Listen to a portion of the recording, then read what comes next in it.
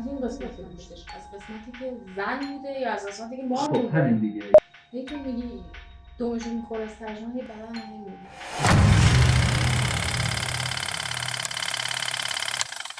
سلام، خیلی خوش اومدیم به یه قسمت سلام، خیلی خوش اومدیم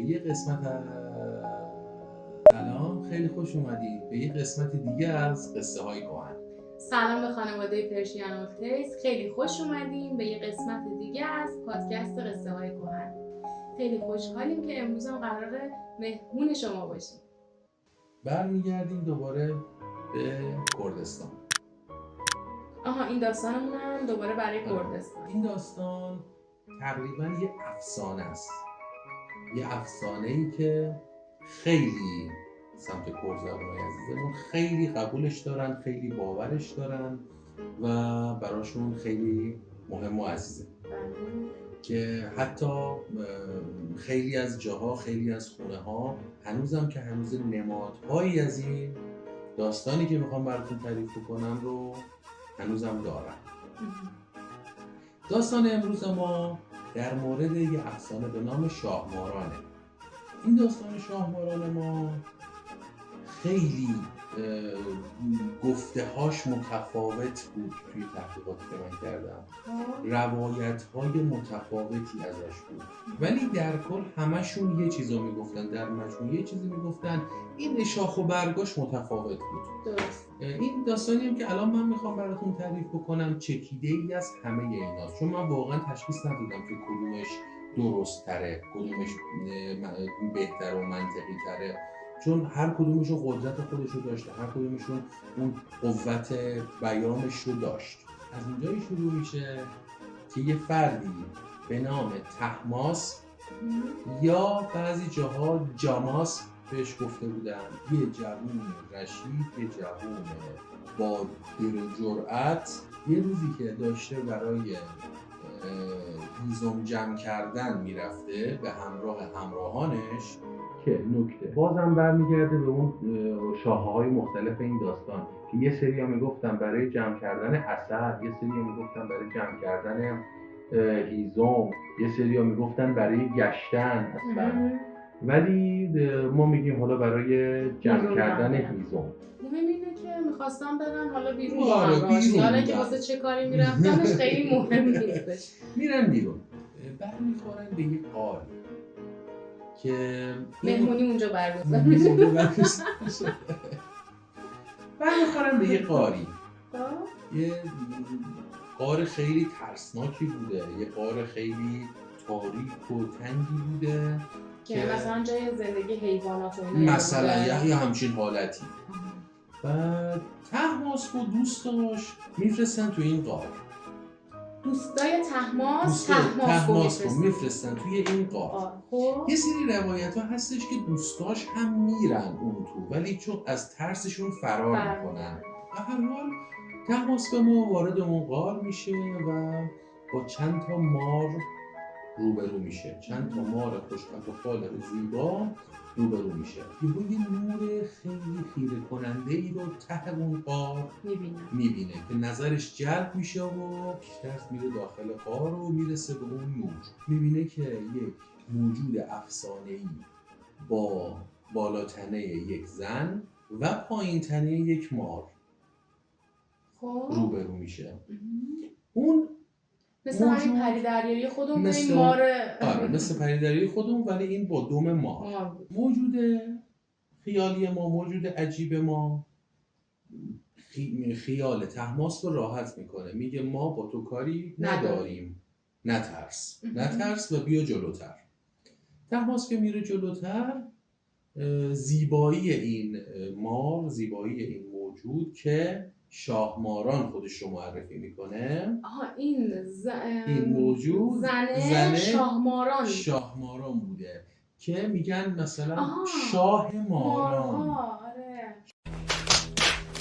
خودش رو شاهماران معرفی میکنه و بهش میگه که ما کاری با تو نداریم، نترس، هیچ استرسی به خودت نده، ما با تو کاری نداریم. اونجا زیبایی اون شاهماران قشنگ این طهماسپ ما رو خیره میکنه بیشتر نزدیک اون شاهماران میشه. حالا کاری با اینا نداریم. شاهماران یک موجودی بوده به شدت عالم، دانا، که از گذشته تا حال و حتی بخش‌هایی هم از آینده رو میدونسته. توی یه سری روایت ها میگن طهماسپ عاشق شاهماران میشه. توی یه سری از داستان ها میگن که نه، عاشق نبوده، عاشق اون علمش میشه، عاشق اون زیباییش یا اون حالت عشق انسانیش نمیشه، عاشق اون کمالات و عاشق اون علم اون شاهماران میشه و مدتی پیشه شاهماران میمونه. و شاهمارانم بخشی از علم و دانش خودش رو به طهماسپ یاد میده. چه جالب. تا اینکه دلتنگ خانواده‌اش میشه، دلتنگ پدر مادرش میشه، میگه من میخوام برگردم پیش خانوادم. شاهماران اجازه میده در شرایطی که یک تعهد ازش میگیره، میگه ببین برو ولی برگرد. نه، برو ولی قول بده جای من رو به کسی ندی. طهماسپ که برمیگرده به اون روستاشون، برمیگرده پیش خانواده‌اش، یه مدتی میگذره تا اینکه خبر مریضی شاه میرسه. شاه اون سرزمین میرسه. خبر مریضی شاه اون سرزمین میرسه. طبیبا میرن بالا سرش، هر کدوم یه تجویزی میکنن، هر کدوم یه دوایی میدن، ولی خب هیچ کدوم از دواها، هیچ کدوم از اون درمانها تأثیری نداره روی اون مریضی پادشاه. تا اینکه میرن سراغ یه پزشک خیلی حاذقی که اون پزشک حاذق میگه دوای درد تو هیچ کدوم از اینا نیست. من یه چیزی شنیدم دهان به دهان از مردم. یعنی چه طهماسپ گفته بوده؟ نه، طهماسپ نگفته بوده به کسی. طهماسپ هیچ حرفی به کسی نزده بوده، ولی شنیده بوده. اون حکیمه میگفت یه همچین موجودی شنیدم وجود داره که اگر شما خون اون موجود رو بخوری خوب میشی. کی خورده که بخواد تست کنه بفهمه خوب میشه که برم اونو بکشم؟ شنیده بوده دیگه. بین مردم شنیده بوده. حاکم میاد میگه که آقا بگردید دنبال اون شاهماران، بگردید دنبال اون موجود. خیلی سربازا میگردن این طرف اون طرف و هیچ اثری از شاهماران پیدا نمیکنن. اصلا کسی ازش خبر نداشته. خیلی اصلا مسخره میکنن اون سربازا رو، مسخره میکنن پادشاه و اون حکیم رو.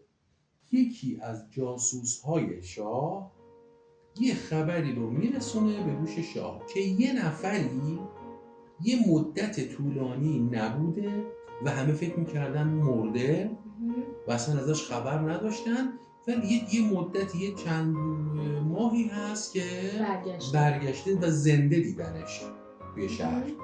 زنده بوده. به اون من شک دارم، یه سر به اون بزنید ببینید چی. سربازا طهماسپ میان میگیرن و میبرن به زندان. توی زندان هی میان ازش بازجویی میکنن، کجا بودی این مدت، چیکار میکردی. اینم هیچ حرفی از شاهماران نمیزنه، هیچ حرفی از اون غار نمیزنه. میان خانواده‌اش رو گروگان میگیرن که اینجوری بذارنش تحت فشار که جای شاهماران رو لو بده. اینم تحت تاثیر قرار میگیره و خیانت میکنه به شاهماران، جای شاهماران رو لو میده. ولیشون میداره میبره سر غار و با هم وارد غار میشن. وارد غار که میشن برمیخورن به همون مارای خوشخط و خالی که یه جورایی به عنوان محافظ اون نگهبان غار بودن. ولی طهماسپ که میبینن دیگه آروم میشن و طهماسپ اینا رو میبره پیش شاهماران. تا میاد حرف بزنه، شاهماران میگه میدونم چه اتفاقی داره تو افتاده، شرمنده نباش، یه همچین حالتی. ولی خب طهماسپ زیر قولش زده بود، خودش خیلی شرمنده بود، خیلی سرفکنده بود. شاهماران میدونه اصلا برای چی اینا اومدن. میگه آره، دوای درد پادشاه شما دست منه و خون من درمانگر اونه و مقاومت نمیکنه بابت مرگ خودش. قبل از اینکه شاهماران بمیره در گوش طهماسپ میگه که اینا خون منو میخوان، خب ولی تو از گوشت من بخور. چرا؟ از گوشت من بخور تا علم من به تو منتقل بشه، علم و دانش من به تو منتقل بشه.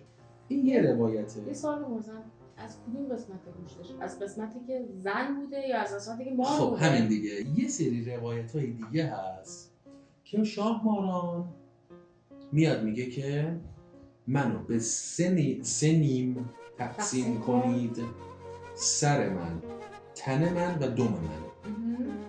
هر کسی از تن من بخوره اون مشکلی که داره، اون مریضی که داره درمان میشه. هر کسی از سر من بخوره علم و دانش من منتقل میشه به اون فرد و هر کسی از دم من بخوره میمیره. باز دوباره اینجا میگم خیلی روایت ها بود. باز دوباره اینجا یه روایتی هست که میگن شاهماران از اونجایی که میدونسته و آینده رو میدیده سر و دم رو دروغ میگه، برعکس میگه. یعنی هر که سر رو بخوره میمیره و دم رو بخوره. از چی تحماس چی؟ حالا گوش کن. اینا بعد از این که میکشن به 3 قسم تقسیمش میکنن. شاه که دنبال درمان بوده تنش رو میخوره و اون وزیر یه آدم خیلی خبیثی بوده و دنبال اون علم بوده، دنبال اون دانش بوده، سرش رو میخوره. چون شاهماران گفته بود سر من هر کی بخوره علم من منتقل میشه بهش. یعنی دمشو میخورد علم منتقل میشه؟ آره دیگه. طهماسپ از اونجایی که شرمنده بوده، خودش به خود شرمنده بوده بابت این اتفاق، سرافکنده بوده بابت این اتفاق. از طرفی هم اون وزیر برای اینکه طهماسپ رو از سر راه خودش برداره میاد دمش رو میده به طهماسپ هم که اونجایی که شرمنده بوده و شرمسار بوده، عذاب وجدان هم داشته، خودش کاملا خودخواسته دمش رو میخوره. حاکم تنه رو میخوره و خوب میشه، وزیر سرش رو میخوره و میمیره و تمام علم و دانش شاهماران منتقل میشه به طهماسپ. تو میگی دمشو میخوره از ترجمه هی بدن هی مرمور میشه. فوبیای تو مار آخه. بعد از اینکه این اتفاق میفته و طهماسپ زنده میمونه و علم و دانش شاهماران بهش منتقل میشه، تبدیل به شاهماران نمیشه. نه علمش منتقل میشه. گفتم شاید خودش هم مثلا یهو دم در نه علمش منتقل میشه.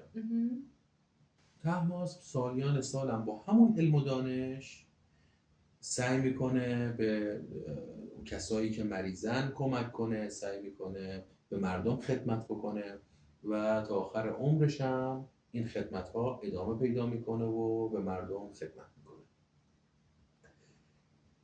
یه سری روایت بود این وسط که من نگفتم، این بود که چون یه بازه زمانی با شاهماران بوده و اون همون عده‌ای که میگفتن شاهماران عاشق طهماسپ شده و اونجا با هم زندگی کردن، یه جوری خوی و خصلت مار بودن شاهماران میگیره و یکی از راه‌هایی که تشخیص بدن که کی میدونه که شاهماران کجاست، اون حکیم اولیه میگفته که آره اینا رو باید آب بپاشین روشون، اون کسایی که با شاهماران در ارتباط بودن رو اگر خیسشون بکنین معلوم میشه، فلس پیدا میکنن. میگن یکی از راه‌های پیدا کردن اون فردم این بوده و میگن از این طریق اصلا طهماسپ رو پیدا میکنن. اینم یه روایت بود از اون داستان. این شاهماران اصلا کتیبه هایی ازش موجوده، توی خونه ها هستن این حالت شماتیک اون شاهماران، نماد اون شاهماران توی خونه ها هست.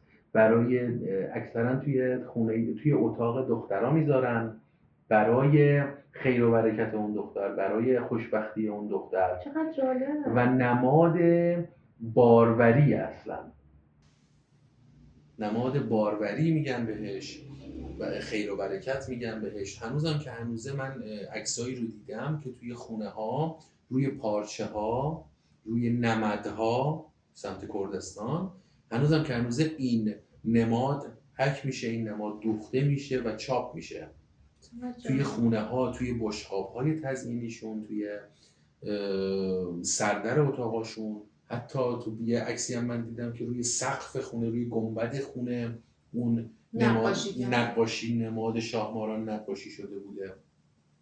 ولی یک نماد علم و دانش و نماد باروری و نماد خیر و برکته برای کرزبانای عزیزمون. خب اینم داستانی بود که خیلی قشنگ بود امروز گفتیم. خیلی قشنگ بود. این داستانمون متفاوت و قشنگ بود. آره این داستان متفاوت بود از داستان‌های دیگه‌مون. خیلی قشنگ. این داستانا همش عشق و عاشقی بود تا اینجا. این داستانمون متفاوت. این داستانا متفاوت بود. دوستای عزیزمون، کرزبونای عزیزمون، خواهش میکنم اگر جاییشو میبینید با سمت منطقه شما، با فرهنگ شما متفاوت بود، حتما توی کامنت ها بهمون بگین که بقیه دوستانمون هم که کامنت ها رو میخونن متوجه بشن. و از همه ممنونیم که تا اینجا همراهمون بودید و این داستان زیبای امید جانم گوش دادید. امیدوارم که خوشتون اومده باشه. برامون حتما لایک و کامنت بذارید، سابسکرایبمون کنید. تا آخر ویدیو حواستون به لایکاتون باشه چون یوتیوب لایکا رو میپرونه. خیلی ممنون. آخه خیلی از لایکا خیلی لایک میکنن ولی متاسفانه لایکشون نمیمونه، ثبت نمیشه. آره ثبت نمیشه. تا آخر ویدیو حواستون به لایکاتون باشه که لایکاتون مونده باشه. لطف میکنید. مثل همیشه لایک و کامنت های شما به ما انرژی میده. خیلی دوستتون داریم. تا یه هفته دیگه و یه داستان دیگه. خدا نگهدار. خدا نگهدار.